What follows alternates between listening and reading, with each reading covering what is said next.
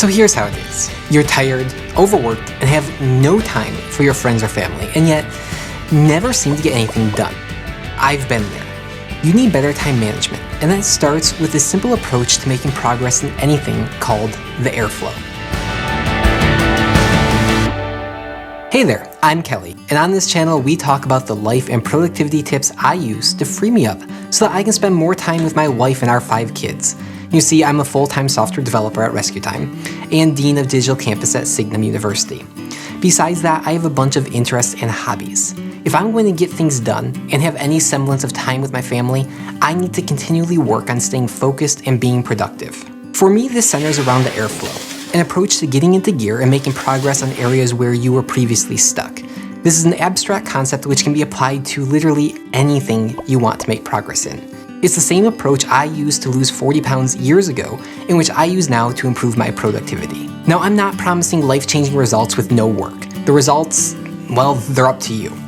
What I am promising is that if you follow the AIRR Flow, something will change for the better.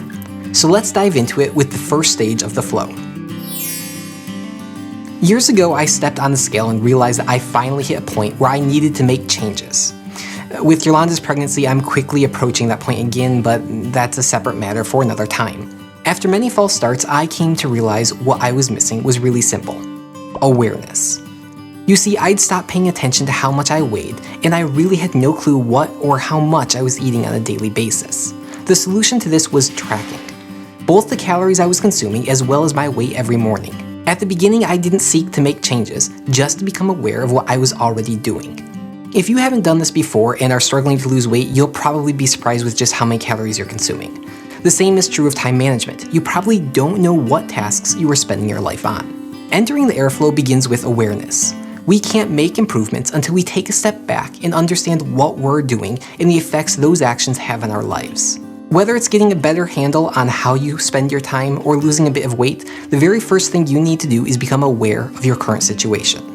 With losing weight, this begins with tracking calories, and with time management, this begins with tracking time. It's funny, no one should know better than me what I eat, and yet, I found that when I started calorie tracking, I was consuming way more than I expected, and most of it was junk.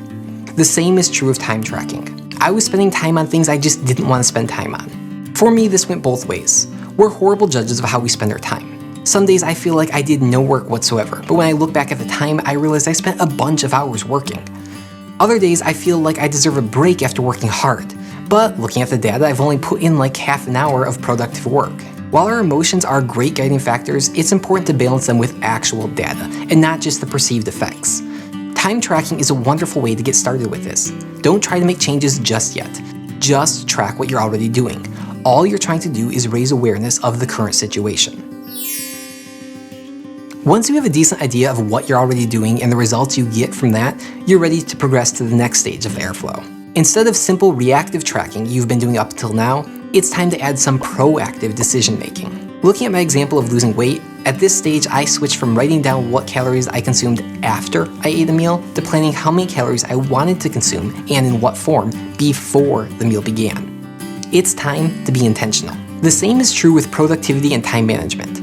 Instead of tracking what you've already done, start using time tracking as a mechanism of intentionality before you begin. This can come in many forms, but for me it's primarily about making an active choice of how I want to spend the next block of my time. I've already made a couple of videos about how I time block my days the night before, but that's an advanced version of this. For now, just take a minute and decide what you want to work on for the next 30 to 60 minutes or so, and try not to get distracted.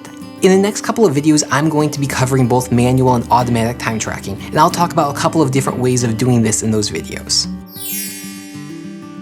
By this stage, you'll probably have found that the simple act of being intentional has already made a great difference in your life. It did for me, in both weight loss and productivity. But it's still not enough. You can do better. This is the big stage, the one people want to jump into right from the outset: refinement. It was at this stage in my weight loss journey that I did some research on diets, fasting, exercises, and started to add mixtures of the above to make more substantial changes to my daily routine. This is the stage where all those productivity YouTubers and self-help books actually come in handy. It's time to start tweaking your systems. Unfortunately, most people try to jump right into improving their life with refinement instead of first going through awareness and intentionality. It can work, but it's much more difficult and is less likely to stick. But now's the time you can make those changes. Whether it's adding time blocking to your schedule, the Pomodoro technique, journaling, whatever. This is the time to try new things and see what works and should stick and what doesn't. And keep in mind, this is personal. It's dependent on you. It's not gonna be the same thing as works for me. It's also the time to start paying attention to the results of your time tracking. What are the areas of your life that are most important to you? Are you spending enough time on them? How about the areas that bring you the least amount of fulfillment, or those which are the least benefit to others? Can you reduce the time you spend on or even delegate those tasks? So, congratulations, right? You've become aware of your habits, started to be intentional in your actions, and finally refined them to be more productive. You are now a productivity superstar, right? Wrong. There's one final R in the AIRR Flow, and it's for repeat. Improvement in life isn't a once and done thing, where you just complete a series of steps and are finished. It's a series of constant refinement, a flow that you need to jump into. Once you've made some changes in the refinement stage, it's time to start being aware of how they affect you and head through the cycle all over again. Sure, everyone says that journaling is great, but does it really work for you? You'll only know it if you make an effort to be aware. Or like me, you may often slip up and fall out of the flow.